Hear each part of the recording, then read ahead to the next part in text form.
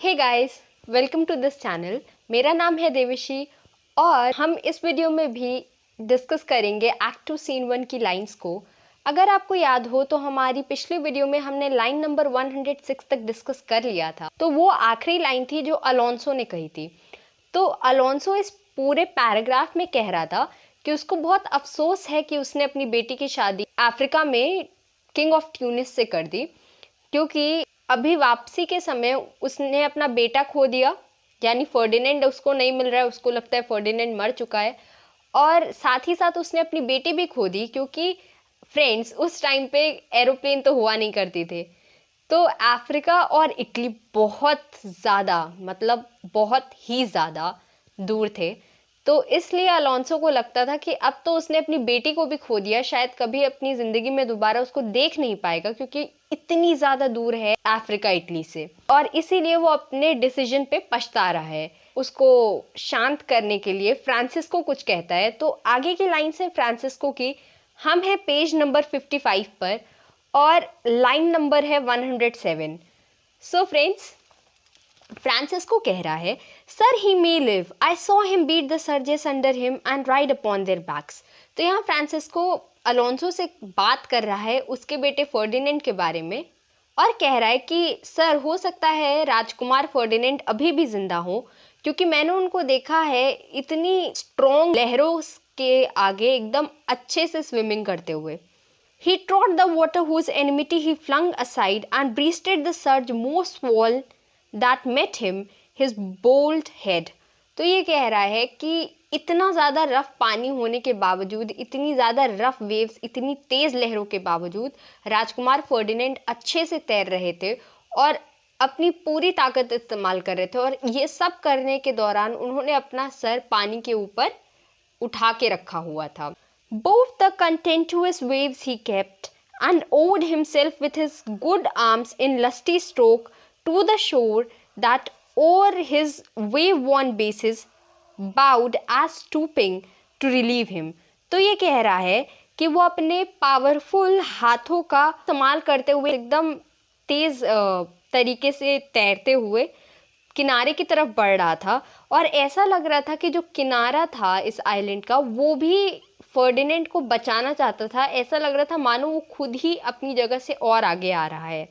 I no doubt he came alive to the land. और फिर Francisco कहता है कि मुझे कोई शक नहीं है कि राजकुमार फर्डिनेंड इस आइलैंड पे जिंदा है। फिर अलोंसो कहता है, no no he is gone, यानी नहीं नहीं वो मर चुका है। फिर सेबेस्टियन कहता है, sir you may thank your self for this great loss that would not bless our Europe with your daughter, but rather lose her to an African। तो यहाँ जो सेबेस्टियन है वो ताना मार रहा है अलोंसो को और कह रहा है कि सर, इसके लिए तो आप अपने ही आपको थैंक यू बोलिए। और इसका कारण ये है कि अपनी बेटी की शादी यूरोप में करने के बजाय आपने उसको एक अफ्रीकन के साथ उसकी शादी कर दी। Where she at least is banished from your eye whom hath caused to wet the grief on't। और फिर वो कह रहा है कि अच्छा ही हुआ कि आपने उसकी शादी अफ्रीका में कर दी, क्योंकि फिर आप उसको कभी दोबारा देख नहीं पाएंगे, वरना अगर आप उसको देखते तो आपको हर पल अपनी इस गलती का एहसास होता। फिर अलोंसो कह रहा है, पृथ्वी प्लीज़। तो फिर अलोंसो कहता है, प्लीज़ चुप हो जाओ। फिर सेबेस्टियन कह रहा है, you were kneeled at and to importuned otherwise by all of us, and the fair soul herself weighed between lothness and obedience, at which end o the beam should bow। तो फिर Sebastian कह रहा है अपनी अगली lines में कि हम सब के सब आपके आगे झुके, आपसे प्रार्थनाएं की, आपसे भीख तक मांगी कि प्लीज़ क्लैरिबल की शादी अफ्रीका में मत करिए, उसको यूरोप में ही किसी लड़के के साथ उसकी शादी करवा दीजिए। लेकिन आपने हमारी बात नहीं मानी और उस बेचारी क्लैरिबल को चुनना पड़ा कि वो इस शादी से जितनी दुखी है वो अपनी भावनाओं पे फोकस करे, या फिर क्योंकि वो राजकुमारी है, आपकी बेटी है, इस वजह से वो शादी करे। फिर आगे कह रहा है Sebastian, we have lost your son, I fear for ever, यानी और अब तो हमने राजकुमार फर्डिनेंड जो कि आपके बेटे हैं उनको भी खो दिया, और मुझे डर है कि शायद उन्हें हमने हमेशा के लिए खो दिया, क्योंकि शायद वो मर चुके हैं। Milan and Naples have more widows in them of this business making than we bring men to comfort them. The fault's your own।